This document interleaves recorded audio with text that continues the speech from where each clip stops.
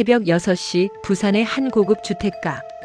혼자 집을 지키던 가정부가 처참하게 살해당한 채 발견됩니다. 머리와 얼굴이 알아볼 수 없을 정도로 으깨져 있었죠. 범인은 금품만 챙기고 유유히 사라졌습니다. 이게 시작이었습니다. 10달 동안 부산과 울산, 경남 일대의 부잣집에서 9명이 같은 방식으로 목숨을 잃게 됩니다. 범인의 이름은 정두영. 오늘은 출소하자마자 살인을 직업처럼 반복한 한 남자의 이야기를 해보겠습니다. 정두영은 1968년 부산에서 태어났습니다. 3남 1녀 중 막내였죠. 2살 때 아버지가 세상을 떠났고 어머니는 아이들을 삼촌에게 맡긴 채 재혼을 했습니다. 삼촌도 내 아이를 감당하지 못했습니다. 결국 5살짜리 정두영은 보육원으로 보내졌죠. 7살이 되던 해 어머니가 찾아왔습니다. 새아버지 집으로 데려갔지만 몇 달 지나지 않아 다시 보육원으로 돌아왔습니다. 경제적 부담과 이복 형제들과의 갈등 때문이었습니다. 2번이나 버림받은 겁니다. 보육원 안은 양육강식의 세계였습니다. 체구가 작았던 정두영은 늘 괴롭힘의 대상이었고 자신을 지켜줄 사람은 아무도 없다는 걸 어린 나이에 깨달았습니다. 그가 선택한 생존 방법은 폭력이었습니다. 15살부터 범죄의 길에 들어선 정두영은 18이 되던 해 돌이킬 수 없는 선을 넘습니다. 1985년 부산의 한 초등학교에 돈을 훔치러 들어갔다가 교사와 마주쳤습니다. 정두영은 칼로 교사를 찌르고 도주했죠. 한 달 뒤에는 더 끔찍한 일이 벌어집니다. 야간 순찰 중이던 자율방범대원이 정두영을 검문했는데 정두영은 이 사람을 골목으로 유인해서 가슴을 칼로 찔러 살해했습니다. 18살에 살인범이 된 겁니다. 정두영은 소년원에 수감되었고 12년이라는 긴 시간을 보냈습니다. 1998년 6월 30살이 된 정두영이 세상 밖으로 나왔습니다. 하지만 출소한 지 석 달 만에 절도로 다시 붙잡혀 6개월을 더 살았죠. 1999년 3월 홍성교도소에서 2번째로 출소한 정두영. 이때 그에게는 한 가지 목표가 생겼습니다. 10억을 모으겠다는 것. 이유가 있었습니다. 여자친구 은주 씨와 결혼하고 아파트를 사고 가게를 차려 평범한 가정을 꾸리고 싶었던 겁니다. 어린 시절 2번이나 가정에서 버림받았던 그는 자기만의 가정에 대한 강박적인 열망을 품고 있었습니다. 문제는 그 돈을 모으는 방법이었습니다. 1999년 6월 2일 새벽 부산 서구 부민동. 정두영은 부유층 주택가의 한 집에 침입했습니다. 집에는 가정부 혼자 있었죠. 금품을 챙기던 중 가정부와 마주친 정두영은 망설임 없이 둔기로 머리를 내리쳤습니다. 수십 차례. 가정부는 그 자리에서 숨졌습니다. 이것이 출소 후 첫 번째 살인이었습니다. 그의 수법은 단순했지만 잔인했습니다. 고급 주택의 구조를 미리 파악하고 옥상이나 베란다를 타고 침입한 뒤 집 안에 있는 둔기나 칼을 무기로 썼습니다. 목격자가 생기면 반드시 죽였죠. 가정부든 집주인이든 가리지 않았습니다. 같은 해 9월 부산 동대 신동의 한 빌라. 6층 건물 지붕을 타고 침입한 정두영은 900만 원을 훔친 뒤 베란다를 통해 옆집으로 넘어갔습니다. 그런데 방에서 가정부가 나왔습니다. 정두영은 그 자리에서 가정부를 살해했습니다. 10월에는 울산까지 범행 반경을 넓혔습니다.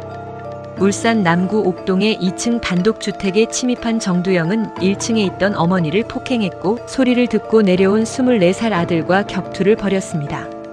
정두영은 현관에 놓여있던 망치를 집어들었고 아들의 머리를 수십 차례 내리쳤습니다.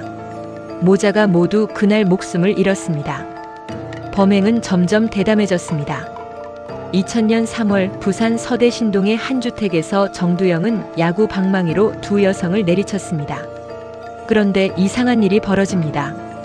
2시간 뒤 의식을 되찾은 여성 한 명이 애원했습니다. 제발 살려주세요. 집에 17개월 된 아기가 있어요. 정두영은 멈췄습니다. 그리고는 이불을 덮어주며 말했습니다. 아기 잘 키워. 신고하면 죽인다. 9명을 죽인 살인마가 유일하게 살려준 순간이었습니다. 어린 시절 자신을 버린 어머니에 대한 상처가 역설적으로 한 아이의 엄마를 살린 겁니다.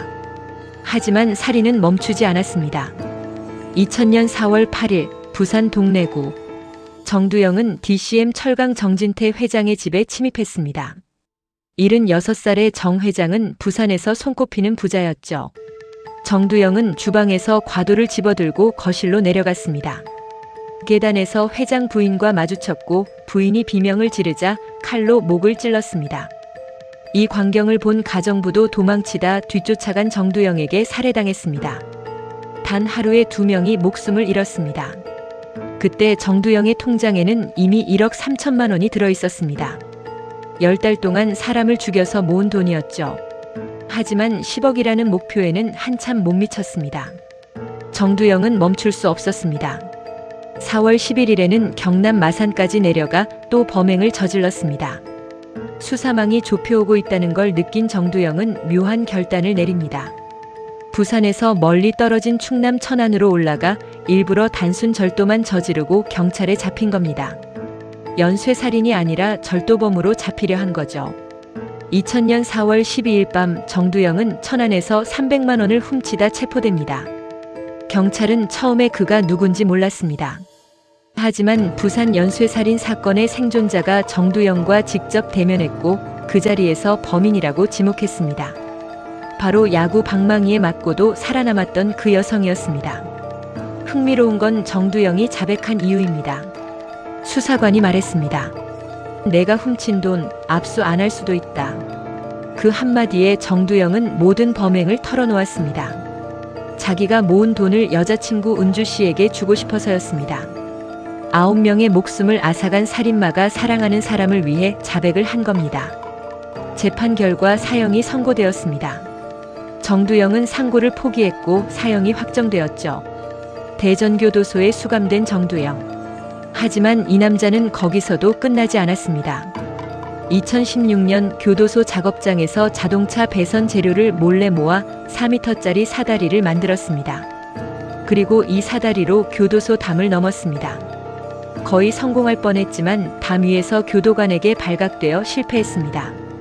사형수가 탈옥을 시도한 전례 없는 사건이었죠.